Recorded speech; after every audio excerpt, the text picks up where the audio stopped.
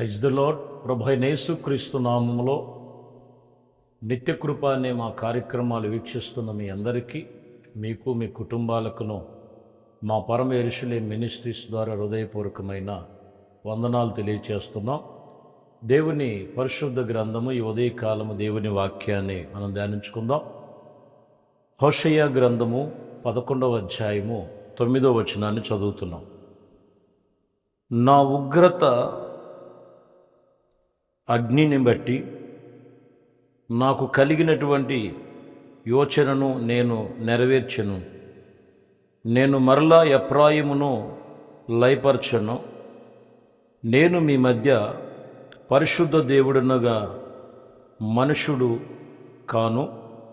మిమ్మలను దహించినేతకు నేను కోపింపను. ఈ వాక్యములో ఎఫ్రాయిముతో చెబుతున్న మాట, మరలా ఉగ్రత అగ్ని మీ మీద రగలకుండానట్లు ఎఫ్రాయిమునకు ప్రత్యక్షమై, నేను మీ మధ్య మనుషుడిని కాదు, నేను మీ మధ్య పరిశుద్ధ దేవుడును అని ఈ వాక్యములో మనము ధ్యానించుకొనుచున్నాం ఈ ఉదయకాలం. నిజమే, మనం ఆరాధిస్తున్న దేవుడు అయిన పరిశుద్ధ దేవుడు. పరిశుద్ధ దేవుడు ఆయన మన మధ్యలో నివసించువాడు. ఆయన మన మధ్యలో పరిశుద్ధ దేవుడిగా ప్రత్యక్షమైనట్లుగా ఈ వాక్యమును బట్టి ఈ పూట మనము ధ్యానించుకొనుచున్నాం.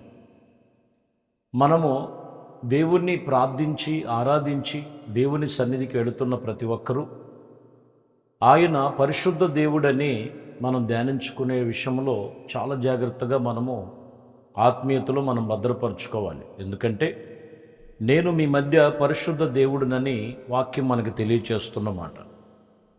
యెహోషువ గ్రంథములో కూడా 24వ అధ్యాయములో 19వ వచనంలో, అందుకు యెహోషువ, యెహోవా పరిశుద్ధ దేవుడు రోషము కలిగిన దేవుడు, ఆయన మీ అపరాధములను మీ పాపములను పరిహరించినవాడు, మీరు ఆయనను సేవించనేరరు. చూడండి, ఖచ్చితంగా చెప్తున్నటువంటి మాట.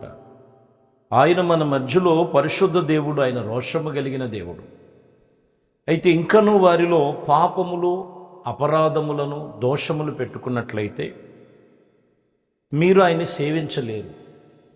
మనం సేవించేవారము ఎలా ఉండాలి అని అంటే, ఆయన నామాన్ని తెలుసుకున్న ప్రతి ఒక్కరూ కూడా మనము దోషము లేని వారమై పాపభరిహితమైనటువంటి బలహీనతల నుంచి విడిపించబడి పరిపూర్ణమైన విశ్వాసము కలిగినటువంటి వారముగా మనం నడుచుకోగలిగితే దేవుణ్ణి మనము సేవించగలుగుతాం. చాలామంది నేను దేవుణ్ణి సేవిస్తున్నాను, ప్రార్థిస్తున్నాను, కష్టము కలిగిన ఆనందము కలిగిన లేకపోతే ఆచార పద్ధతిలో, నువ్వు సేవించే దేవుడు ఖచ్చితంగా నీకు తెలుసుకొని ఉండాలి. ఆయన పరిశుద్ధమైన దేవుడు, మన మధ్యలో పరిశుద్ధుడు ఆయన. ఈరోజు నువ్వు సేవించుచున్న దేవుని ఎదుట నీలో ఏ అపరాధములు దోషములు ఉన్నాయో వాటిని మొదటిగా నువ్వు తీసివేసుకోగలిగితే ఆయన మన మధ్యలో సంచరించే దేవుడై ఉన్నాడని వాక్యం చెప్తున్నమాట.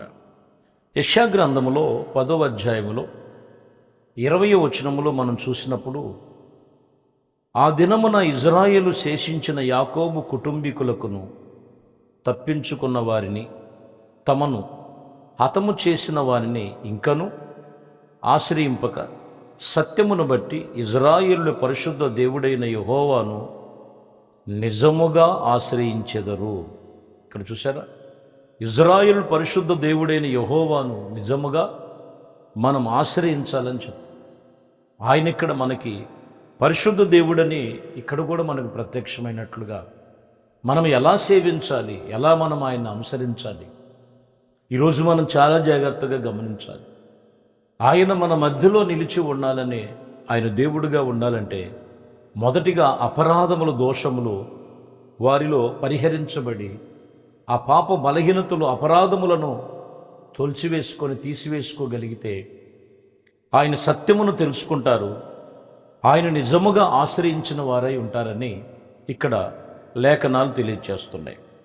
యెషయా గ్రంథములోనే 31వ అధ్యాయంలో మొదటి వచనంలో చూస్తే, ఇజ్రాయేలు పరిశుద్ధ దేవుణ్ణి లక్ష్య పెట్టకయు యెహోవా యందు విచారింపకయు సహాయమును నిమిత్తము ఐగుప్తీనకు వెళ్ళి గుర్రములను ఆధారం చేసుకొని వారి రథములను విస్తారమైనటువంటి రౌతులను బలమైనటువంటి బలకరమైన వాటిని ఆశ్రయించిన వానికి శ్రమ అని రాయబడింది.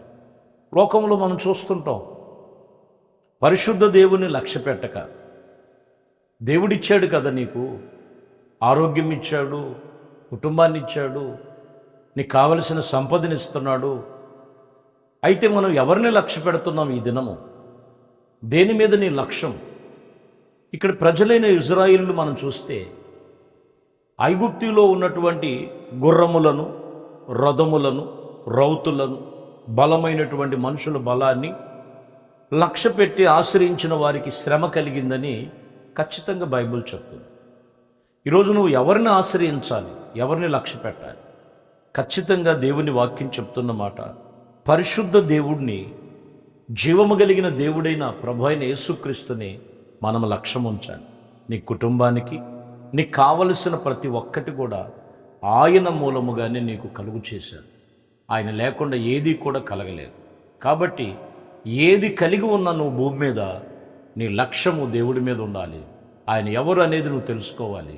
ఆయన పరిశుద్ధ దేవుడు అనే సంగతి ఎక్కడ కూడా నువ్వు మర్చిపోవద్దు.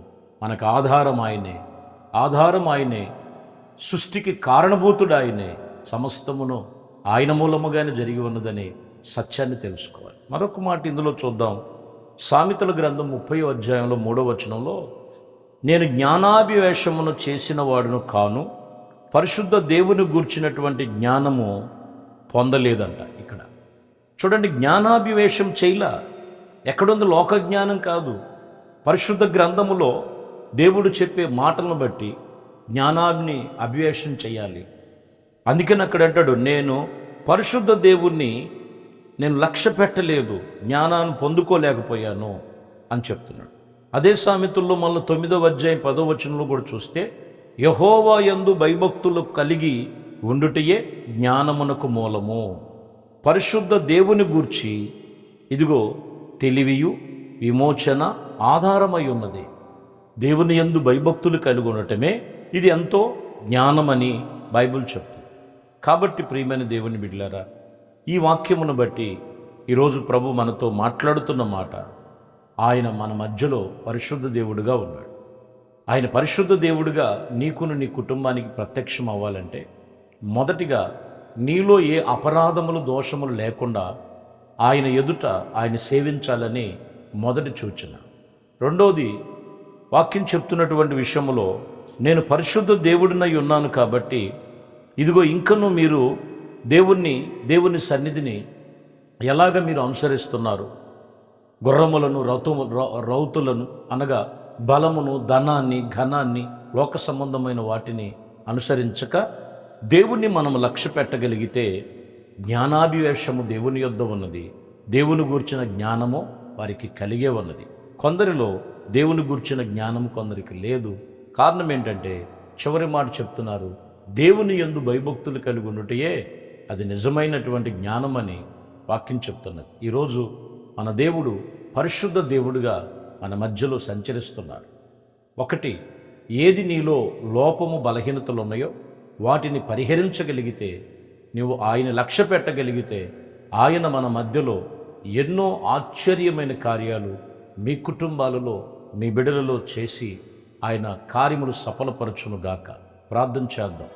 మహాపరిశుద్ధుడా, ప్రేమ కలిగిన తండ్రి, ఈ ఉదయకాలము వాక్యం వింటున్న మీ బిడ్డలను ఇదిగోనైనా నేను పరిశుద్ధ దేవుడినై అని ప్రత్యక్షతలో అయ్యా ప్రతి ఒక్కరూ ఉండేటట్లు మీ కృపలో స్థిరపరిచి, ఏ అపరాధములు దోషములు వారి మీద ఏలిబడి చేయనివ్వకుండా, లోకములు దేని మీదో ఆధారం చేసుకొనక మీ యందు లక్ష్యముంచి జ్ఞానమును, వివేకమును, ఆత్మ సంబంధమైన భయభక్తులు గలవారుగా ఉండుటకు మీ కృప చూపించమని, ఈ వాక్యం వింటున్న ప్రతి కుటుంబాన్ని మీ యందు అయా గొప్పగా నైనా ఎదిగి ఫలించుటకు సహాయం చేయమని యేసుక్రీస్తు పరిశుద్ధ నామములో ప్రార్థించి వేడుకొనుచున్నాము తండ్రి. ఆమేన్. ప్రభు మిమ్మల్ని మీ కుటుంబాన్ని దీవించునుగాక. ఆమేన్.